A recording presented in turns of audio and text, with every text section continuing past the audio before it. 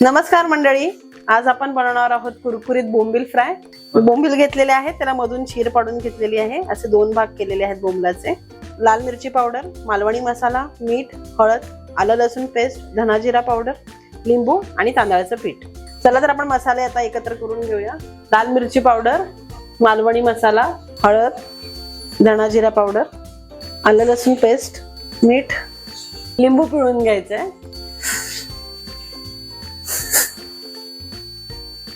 आपण छान मिक्स करून घ्यायचं याला। आता आपला मसाला रेडी आहे। आपण एक एक करून आता बोंबलाला लावून घेऊया।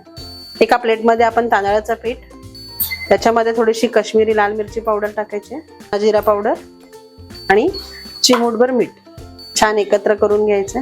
पॅन मध्ये 2 ते 3 पळी तेल टाकून घेऊया। तेल छान गरम करून घ्यायचंय कडकडीत। तेल तापलंय, आपण 3 ते 4 कळ्या लसणाच्या टाकून घेऊया। तेलाला फ्लेवर छान येतो याने।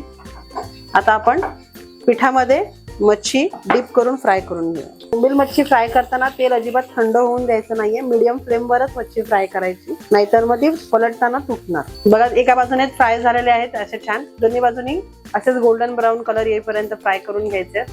दोन्ही बाजूने खूप छान परतून झालेली आणि खूप छान क्रिस्पी झाली आहे मच्छी। ही नुसतीही खायला खूप छान लागते, वरण भाताबरोबर तर एक नंबर।